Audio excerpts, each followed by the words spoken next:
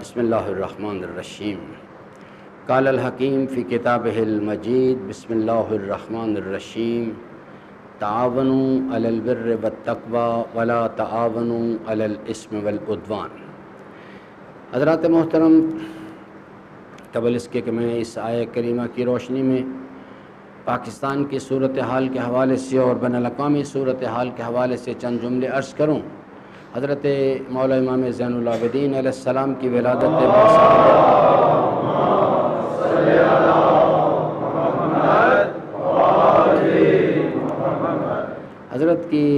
باسعادت کی مناسبت سے مولا صاحب الزمان علیہ السلام کی خدمت اقدس میں ولی امر مسلمین اور آپ برادران کی خدمت میں مبارکباد درس کرتا ہوں، اور اللہ تعالیٰ سے دعا گو ہوں کہ اللہ تبارک و تعالیٰ ہم سب کو اپنے اس ولی کی معرفت عطا فرمائے اور ان کی ولایت کے دامن سے متمسک ہونے کی توفیق عطا فرمائے۔ حضرات محترم، یہ آیہ کریمہ جو ہے جس پر میں مسلسل آپ کی خدمت میں معروضات عرض کرتا چلا آ رہا ہوں، اس حوالے سے ایک پہلو کی طرف آپ کو توجہ دلانا چاہتا ہوں۔ وہ یہ ہے کہ یہ جو پورا پروگرام ہے الہی، جس میں انبیاء، مرسلین، ائمہ، اولیاء کرام، الہامی کتب، اس کا ماحصل کرکس کیا چیز ہے؟ وہ ہے انسان سازی، جس میں کہ وما خلقت الجن والانس الا لیا، اللہ کا بندہ بننا ہے۔ ہم سب کچھ بن گئے، لیکن اللہ کا بندہ نہ بن سکے۔ میں نے انبا کباب پہن لی، حجت الاسلام بن گئے، وزیر اعظم بن گئے، سب اللہ کے بندے نہیں بن سکے، خسرت دنیا والآخرہ، ہر چیز تباہ ہو گئی۔ تو ان اللہ کا بندہ جو ہے، اس کا جو اس آیہ کریمہ کے اندر اللہ تعالیٰ نے ایک میسج جو پوشیدہ ہے، وہ یہ ہے کہ جو انسان سیلف سینٹرڈ ہے، آدم کی اولاد ہے، اس کی فکر جو ہے صرف اپنی ذاتی مفاد کے گرد گھومتی ہے، وہ اپنے مفاد کے علاوہ کسی چیز کے بارے میں نہیں سوچتا، پڑوس میں، محلے میں، خاندان میں، قبیلے میں، ملک میں، روئے زمین پہ۔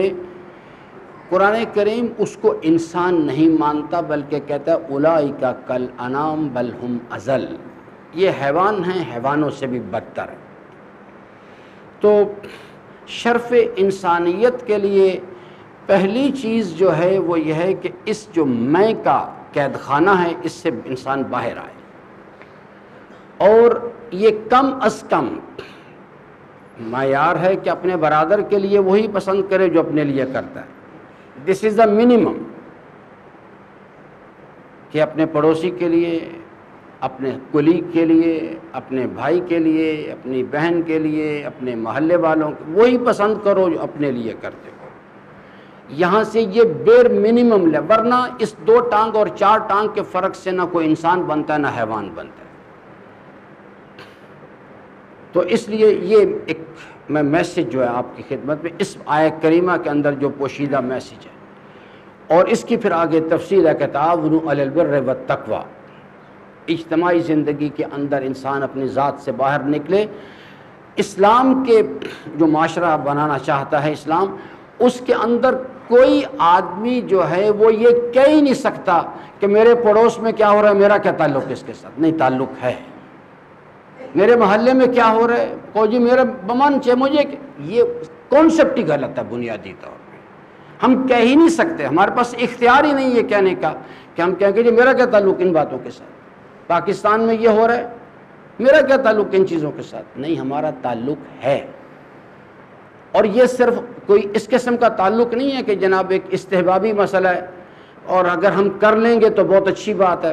جیسے یہ اس وقت یہ پاکستان کی عدلیہ جو یہ حضرات جو کچھ کر رہے ہیں، یہ انسانیت کے نام پر یہ لوگ ننگ ہیں، یہ ننگے انسانیت لوگ ہیں، یہ لاہور کے جج ہیں اور اس قسم کے جو افراد ہیں، ننگے انسانیت۔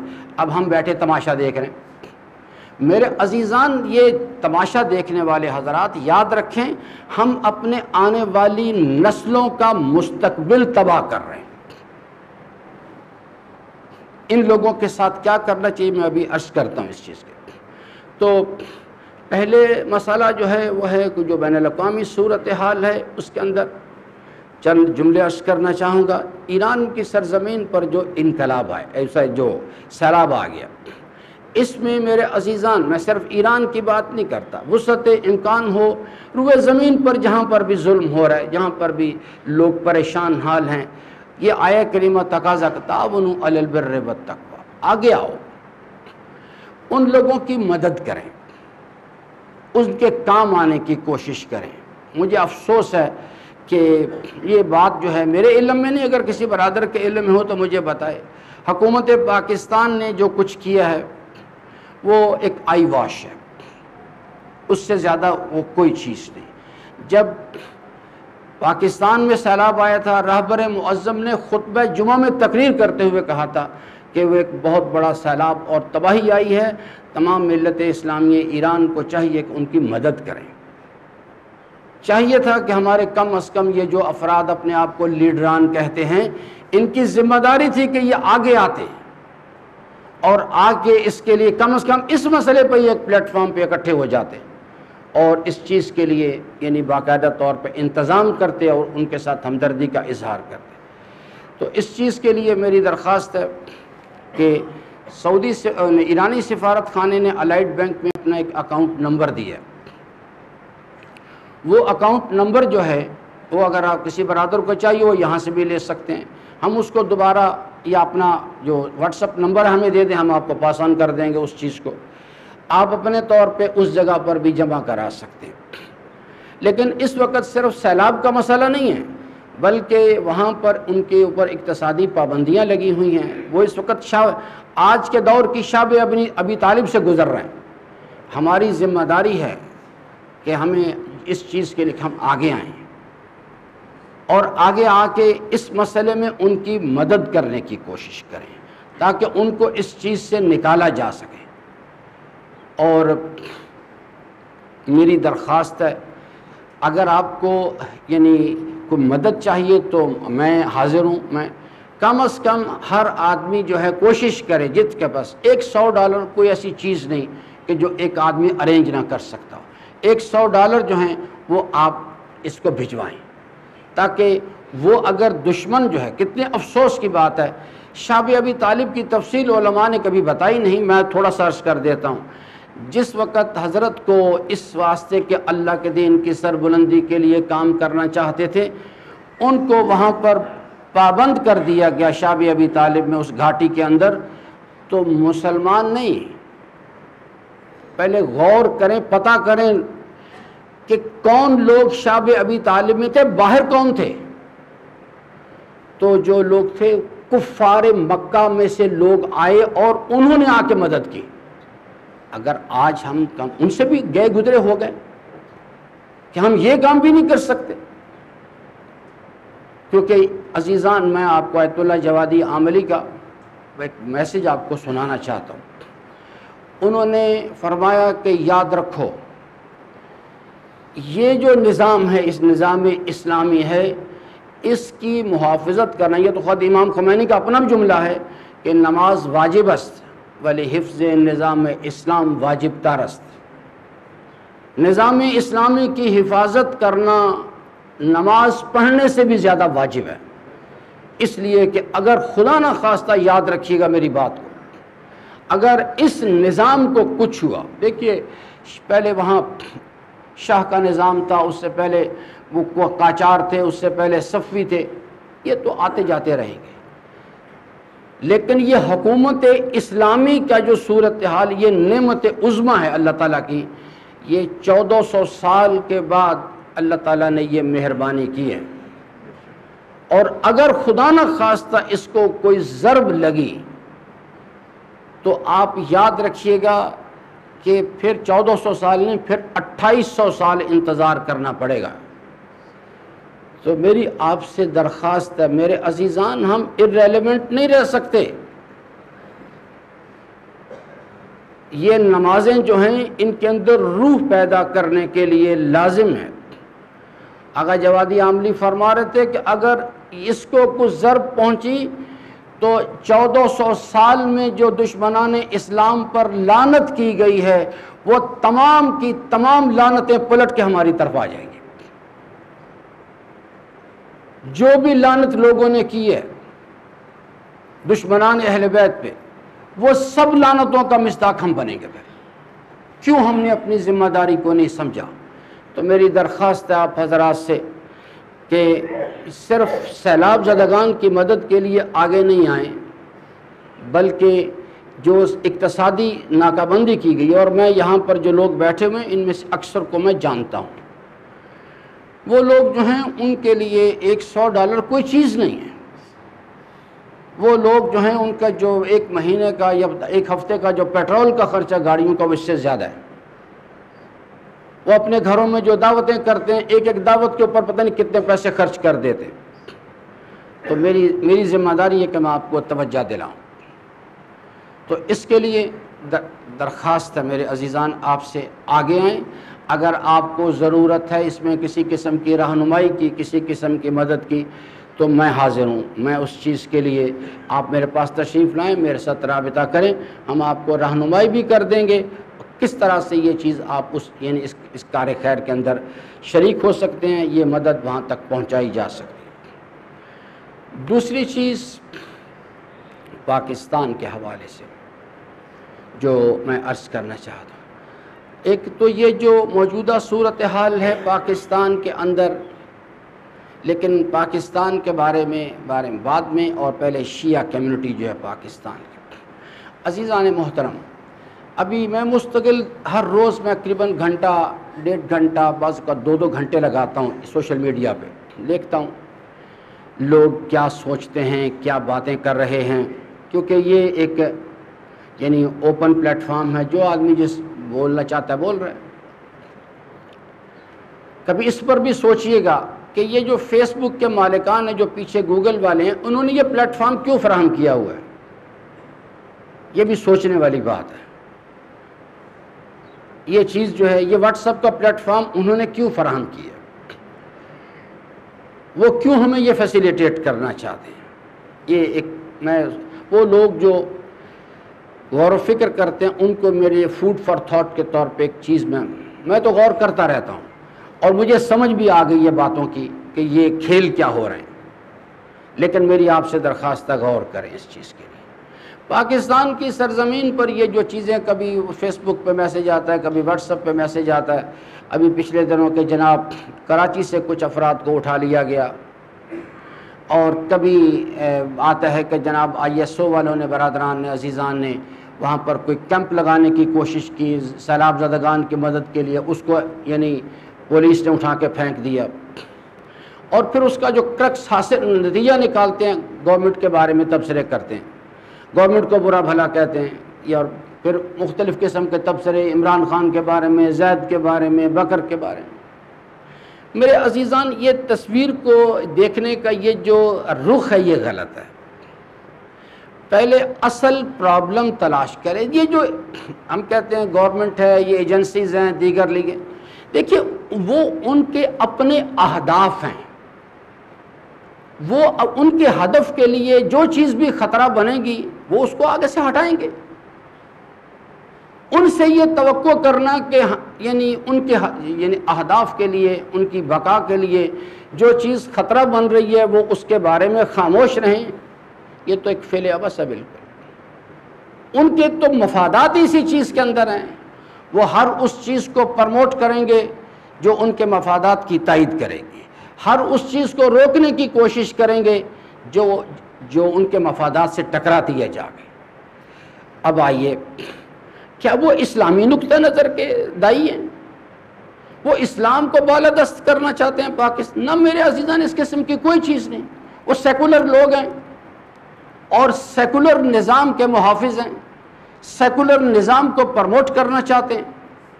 انہوں نے تو کبھی کہا ہی نہیں کہ وہ اللہ کی حاکمیت کو، اگر وہ اللہ کی حاکمیت کا ذرہ برابر بھی ان کے دل میں خیال ہوتا، ابھی جو 23 مارچ پر جو مختلف لوگوں کو ایوارڈ دیے گئے تو بے حیا خواتین کو لا کے VIP بنا کے ان کو ایوارڈ دیے جاتے۔ اگر اسلامی نظام ہوتا تو ان کو تو پکڑ کے قید خانے کے اندر ڈال دیا جاتا۔ یہ ان کو اس واسطے کہ یہ 180 ڈگری الٹ نظام ہے ایک دوسرے کے، وہ کبھی بھی اسلام کے دائی نہیں ہیں، وہ اسلام کو بالادست نہیں کر رہے، ان سے کیوں توقع کرتے ہیں؟ اصل خرابی جو ہے اس مسئلے کا وہ باہر نہیں ہے، حکومت کو لان تان کرنے سے کچھ نہیں ہونا، 100 سال اور کرتے رہیں۔ اصل خرابی ہے ہمارے اندر، اور وہ کیا ہے؟ یہ جو 3-4 گروہ بنے ہوئے ہیں، انتشار، آپس میں تفرقہ۔ جس چیلنج کا ہمیں سامنا ہے اس کے لیے جس توانائی کی ضرورت ہے وہ بغیر اتحاد کے پیدا نہیں ہو سکتی، وہ سینرجی ہم جنریٹ نہیں کر سکتے، ممکن نہیں کہ کر لیں۔ دشمن نے بڑی حکمت عملی کے ساتھ کام کیا۔ یہ کام اس دن شروع ہوا تھا، انقلاب اسلامی 79 میں آیا،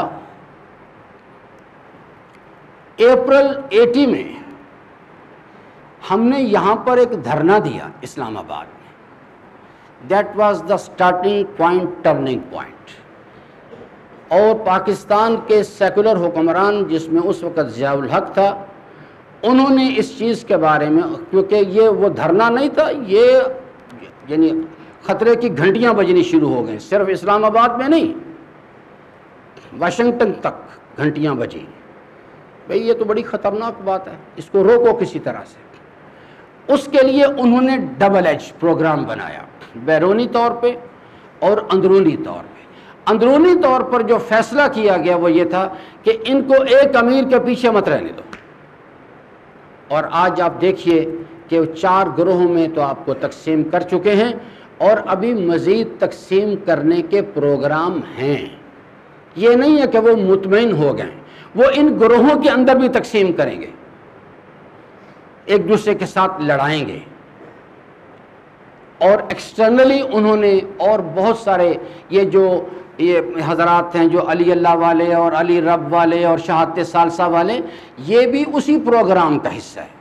ایک آرگنائزڈ پروگرام ہے جس کے تحت لوگوں کے درمیان فکری انتشار پیدا کیا جائے۔ ابھی کل رات ہی میں یہاں پر ایک نکاح کا پروگرام تھا، تو اس میں تو کچھ لوگ باہر جا کے، میں نے کچھ بات تبصرہ کیا تو کچھ لوگ باہر جا کے میرے بارے میں تبصرہ کر رہے تھے، کہتے ہیں کہ یہ وہ لوگ ہیں جو سمن بکمن امیون ہیں، یعنی وہ میرے بارے میں یہ کہہ رہے تھے کہ یہ لوگ اندھے ہو گئے ہوئے ہیں، ان کو ائمہ علیہ السلام کے فضائل دکھائی نہیں دیتے۔ میرے عزیزان، اس میں کوئی کلام نہیں، ہمارے ائمہ علیہ السلام کے بزرگی و مقام ہے، وہ اللہ تعالیٰ کے اسم اعظم ہے کائنات۔ لیکن یاد رکھیے گا، خالق و مخلوق کے درمیان صرف ایک رابطہ ہے، وہ ہے الحمدللہ رب العالمین۔ کے اندر لکھا ہوا ہے کہ اس کائنات کے اندر کسی مخلوق کے پاس کوئی کمال ذاتی نہیں، سب کچھ اس کا دیا ہوا ہے۔ اس کائنات میں کسی نبی کے پاس، کسی امام کے پاس، کسی ولی کے پاس کوئی کمال ذاتی نہیں، سب کچھ اس کا دیا ہوا، اور اس کے اذن کے بغیر کوئی کسی کو کچھ دے نہیں سکتا۔ یہ سب کچھ اس میں لکھا ہوا ہے۔ تو اس لیے عزیزان محترم، پاکستان کا جو مسئلہ ہے وہ باہر نہیں ہے، ہمارا مسئلہ اندر ہے۔ اور آخری چیز جو ہے، چونکہ صرف 1 منٹ باقی ہے، میں یہ جو پاکستان کے اندر نظام ہے، پاکستان کے اندر میرے عزیزان دیکھیے، عمران خان اکیلا کچھ نہیں کر سکتا۔ یہ جس وقت تک ان اللہ لا یغیر ما بقوم حتی یغیر ما بانفسہم، جب تک ہم سب اپنی ذمہ داری کو محسوس نہیں کریں گے، صرف فیس بک پہ میسج پاس کرنے سے کچھ نہیں ہوگا، یاد رکھیے گا۔ ڈرائنگ روم ڈسکشن سے کچھ نہیں ہو، اس کے لیے نکلنا پڑتا ہے۔ محبت اور چیز ہوا کرتی ہے، مودت اور چیز ہوا کرتی ہے۔ محبت کے دعوے کرنے والے وہ کوفہ کے اندر بھی بیٹھے ہوئے تھے، مودت کا عملی طور پر مظاہرہ کرنے والے حبیب ابن مظاہر کی طرح چل کے کربلا آ گئے تھے۔